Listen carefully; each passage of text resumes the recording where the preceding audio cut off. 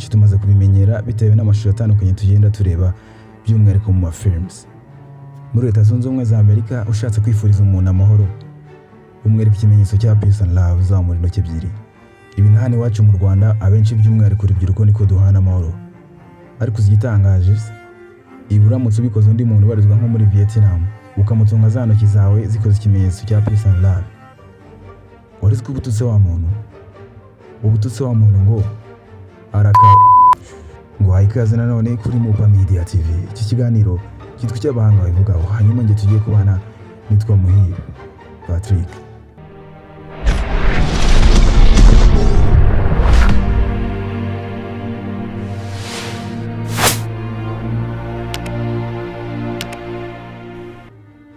Mu kiganiro cy'uyu munsi turaza kungurana ubumenyi ku bijyanye n'ibimenyetso dukora by'umwihariko dukoresha intoki dusuhuzanya, twiziriwe cyangwa twifurizanya amahoro.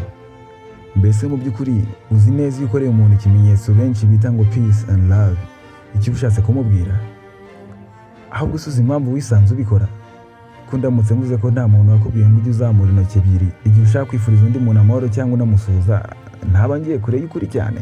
Kuki twisanga twese dushaka kuzamura intoki mu gihe runaka kandi ntitugira amatsiko cyangwa impungenge z'ibi bintu tuba dukora umunsi ku munsi? Uyu munsi rero twifashishije urubuga rwa murandasi realmanrealstyle.com.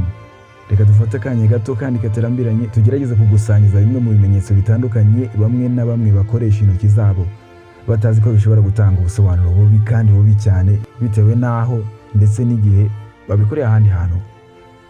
Mbere y'uko njya kurarika mbaye short story, ndibuka kera nkiga muri Troncome hari umuzungu w'umunyamerikakazi watwigishaga isomo bitaga creative media. Muri iryo somo twigagamo ibintu bijyanye n'imyidagaduro ariko by'umwihariko hifashishijwe muzika. Twaracurangaga tugasobanukirwa ibivugwa mu muziki twumvishe cyangwa se lyrics, ariko nanone tugakora ibizamini bijyanye no kumenya kumva ururimi rw'icyongereza. Umwigisha wacu yaratwishimiraga cyane, ariko twagira mu kanya ko kumva umuziki no kubyina bikamurenga agatangira kuzamura intoki ze ashushanya igisa n'amahembe. Ndabyuka cyane rwose nanjye ndi mu bantu bahitaga bamwigana.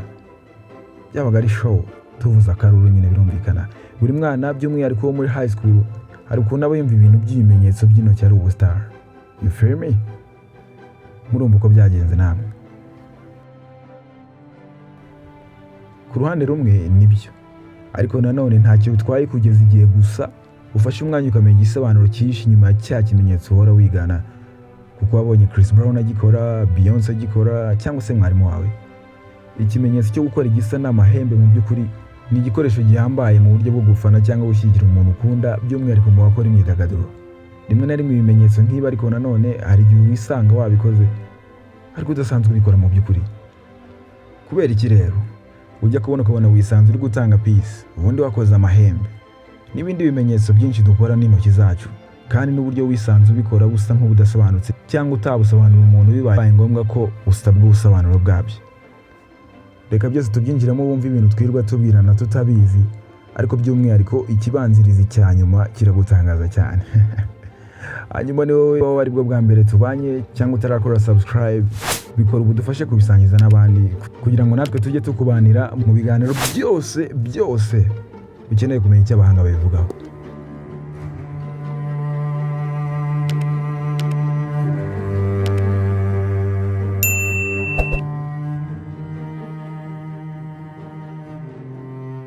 Mu nyandiko iboneka ku rubuga rwa murandasi therealmanrealstyle.com, ikimenyetso cya mbere batubwira ni ikimenyetso cya the corner cyangwa lock on. Ikimenyetso bamwe bakunze kwita icy'amahembe ya sekibi, gikunze gukoreshwa kandi cyasakajwe mu isi ya none binyuze mu banyamuziki b'injyana ya rock. Iki kimenyetso gikorwa no gufunga igipfunsi ariko urutoki rw'agahera n'urwamukubita rukoko zo zihagaze. Ku banyamuziki b'injyana ya rock by'umwihariko mu bitaramo by'abakomoka muri Leta Zunze Ubumwe za Amerika, gikoreshwa bashaka kwerekana ko bashyigikiye cyangwa bishimiye injyana. Ibi bikorwa n'abafana ariko n'abahanzi nabo ubwabo barabikora, biterwa n'uwizihiwe mbere. Iki kimenyetso rero uhora wisanga uri gukora nawe kubera The Scorpions bagikoraga, The Beatles, Aerosmith, yewe n'abandi bahanzi ukunda bo mu zindi njyana. Mu bihugu byinshi by'umwihariko nk'Ubutaliyani, iki kimenyetso ni igitutsi gikomeye. Gikoreshwa ushaka kubwira umugabo runaka kuryamanye n'umugore we cyangwa uri kumuca inyuma. Tugendeye ku bushakashatsi twakoze kandi iki kimenyetso ni kibi nanone no mu bindi bihugu nka Mexique, Ubufaransa, Brazil, Portugal, Espagne ndetse n'Ubugiriki n'ahandi hatandukanye. Amahirwe hano iwacu mu Rwanda nta busobanuro kirahabwa uretse kwigana imico y'abandi, ariko birashoboka cyane ko umunsi umwe wakwisanga mu gitaramo kiryoshye cyane mu Butaliyani maze ukisanga uri kubwira abagabo bose bahuriye ko uri kuryamana n'abagore babo. Menya icyo abahanga babivugaho maze wirinde. Ikimenyetso cya kabiri batubwira ko ukwiye kwitondera gukorera ahantu hose ubonye ni icyitwa UKO cyangwa se guhamagara imbwa.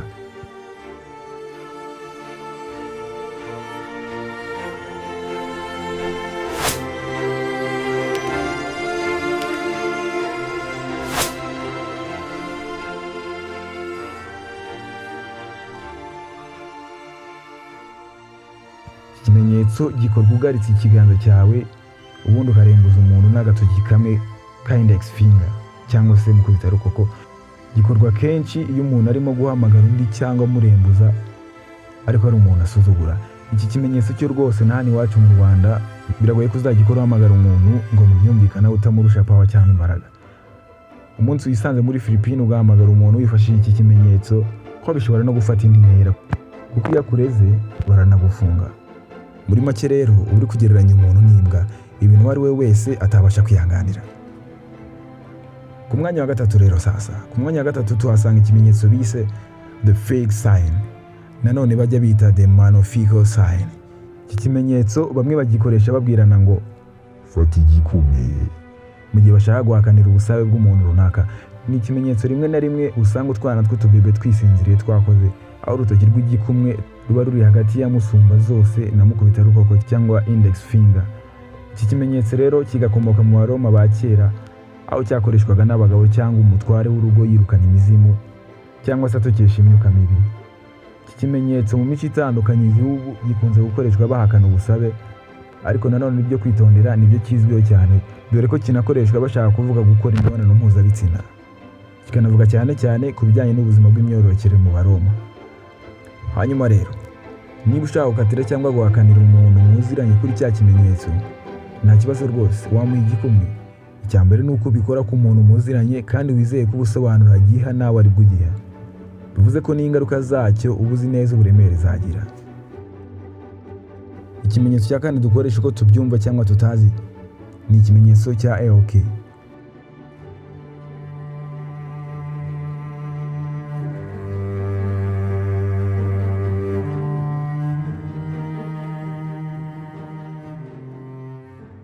Iki kimenyetso gikorwa uhuza umutwe w'urutoki rw'igikumwe n'uwa mukubita rukoko, bigashushanya isa n'ijisho cyangwa ijambo OK n'ubundi. Mu bihugu nka Leta Zunze Ubumwe za Amerika bakoresha ikimenyetso bashaka kuvuga ko ibintu byose bimeze neza cyangwa biri mu murongo. Rimwe na rimwe na hano iwacu mu Rwanda tukagikoresha tuvuga kimwe n'abanyamerika. Ibintu bimeze neza, nibyo, turi kumwe cyangwa byumvikanye. Mu gihe ariko nyamara kino kimenyetso uramutse wisanze uri kugikorera mu gihugu cya Brazil, waba uri kuvuga ibindi bintu kandi bitakavuzwe. Ni ukuvuga ngo ikimenyetso muri Brazil gikoreshwa bashaka kuvuga aswo cyangwa se wa mwenya uturukamo ibikomeye iyo ugiye mu bwiherero. Tekereza rero wisanze uri kubwira boss wawe w'umunya Brazil wenda ngo OK. Biratangaje mw'abantu, agahugu umuco akandi umuco. Ikimenyetso cya gatanu sasa ugomba kwirinda gukorera ahantu hose ugeze ku isi ni ikimenyetso bise mutsa. Ikimenyetso gikorwa uzamura ikiganza cyawe intoki zose zirambuye. Ubusanzwe nk'umunyarwanda uramutse ugikoreye imbere y'umuntu ashobora gutekereza kuri kumuhagarika cyangwa se umubuza gukora ikintu runaka wenda. Kuri wowe utembera amahanga cyane rero, cyangwa nawe ushobora kwisanga wagize ayo mahirwe yo gutema ikirere ukerekeza ibwota Masini, ntuzacikwe ngo ugikorere mu maso y'umuntu ukomoka mu gihugu by'umwihariko cy'Ubugiriki cyangwa se Greece. Uti kubera iki sasa? Ikimenyetso muri kino gihugu gisobanura kimwe n'icya kimenyetso kindi kizwi cyane gikorwa bazamura urutoki rwa musumba zose. Icyo gisobanura cyo twese turakizi ntitukigarukaho, cyane ko cyo gisa nkaho gisobanura bimwe mu mico itandukanye ku isi hose. Ibaze rero wisanze wereka mu kiganza cyawe umuntu wo mu Bugiriki wizeye kurimo kumubuza cyangwa kumuhagarika ngo yabyakira. Ndakeka ko ibisobanuro byawe niyo byakwakirwa byasaba umwanya uhagije my friend. Gusa ku rundi ruhande nanone iki kimenyetso kigakoreshwa bashaka kuvuga ngo hano nibyo cyangwa wabigezeho cyangwa fata icyo cyangwa akoresha icyo. Ku mwanya wa gatandatu sasa, ku mwanya wa gatandatu bafite ikimenyetso ugomba guhita witondera gupfa gukoresha aho uri hose. Ni ikimenyetso bita the fox cyangwa se tujya twita peace. Fata peace and love. Iki kimenyetso gikorwa bazamura intoki ebyiri hejuru izindi zifunze, urutoki rwa musumba zose n'urwa mukubita rukoko. Iki kimenyetso kiri mu byakunzwe n'abantu benshi dore ko nacyo gikoreshwa na benshi kitagendeye ku mico itandukanye. Ariko nanone nk'abashakashatsi bagize itsinda rya Mupa Media TV, twe duhora twifuza ko buri kintu cyose waruzi cyangwa utaruzi umenya n'inkuru cyishe inyuma cyangwa icy'abahanga bakivugaho. Icyo ugomba kumenya kuri iki kimenyetso rero twita peace, mbere na mbere ihangane nkumenyeshe ko burya kitanasobanura kimwe ku isi nkuko tubibona mu mafilme cyangwa ahandi tukiyumvisha ko ari ikimenyetso mpuzamahanga. Iki kimenyetso mu bihugu tugendamo cyane cyane nk'Ubwongereza, Ireland, Australia na New Zealand, wari uzi ko kijya gikoreshwa bashaka gutanga rwa rutoki rurerure n'ubundi. Ibihugu tumaze kuvuga by'umwihariko ni ibihugu abanyarwanda bakunze kugereramo ingendo ku mpamvu zitandukanye. Nyaboneka rero uzirinde kugenda utanga peace ku bantu utazi, tuzagira gutyo kisanga bagikoreye umuntu udasobanukiye iby'agahugu umuco, akandi umuco nkawe mugafatana mu mashinga umupfa gatoki gusa. Okay, ushobora kuba uri umuntu mu busanzwe rwose n'ubundi udakunda gukoresha ibimenyetso nta gitangaje kirimo, ariko nanone ushobora kwisanga uri kwaka agacupa umuseriveri cyangwa ukeneye tubiri, hanyuma ugakora cya kimenyetso uzamura intoki zawe ebyiri. Ku mwanya wa karindwi rero turasanga ikimenyetso ku bw'amahirwe kidakunze gukoreshwa hano iwacu mu Rwanda.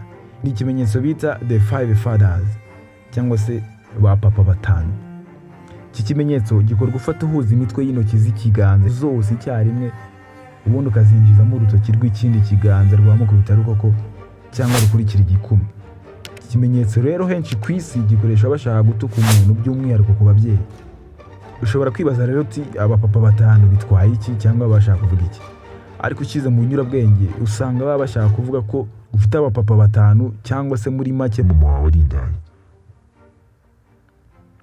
Iki kimenyetso rero nakugira inama yo kwirinda kugikoresha by'umwihariko igihe wisanze uri kumwe n'abantu bo mu bice by'ibirwa bya Caraïbe ndetse no mu burasirazuba bwo hagati. Hanyuma rero niba wisanganye n'abantu bakomoka mu bihugu nka za Mexique na Amerika y'Epfo muri rusange, Espagne n'andi nkaho, ikimenyetso ugomba kwirinda gukora cyitwa the takano. Iki kimenyetso cy'injya mbona n'abanyarwanda bagikora, ariko nashakishije umuntu wakidoha amakuru birangirwa amahirwe yo kumubona abaye make. Iki kimenyetso gikorwa uhina ukuboko kw'iburyo kwerekeje imbere, ubundi ukazamura igipfunsi ukiyegerejeho, hanyuma ugakubita mu nkokora inshuro 3 ukoresheje ikindi kiganza cy'ibumoso. Ni ukuvuga ngo ubusanzwe mu mico itandukanye inkokora zikunze kwifashishwa bavuga ubukene. Ubwo rero urumva iyo bakwise cyangwa bagukorera ibijyanye n'inkokora aho baba baganisha. Nshuti muvandimwe rero turi kwerekeza ku musozo w'ikiganiro cy'abahanga babivugaho cy'uyu munsi. Ikiganiro cyagarutse ku bimenyetso dukoresha mu buzima bwacu bwa buri munsi n'ingaruka zabyo bitewe n'aho ndetse n'igihe twabikoresheje.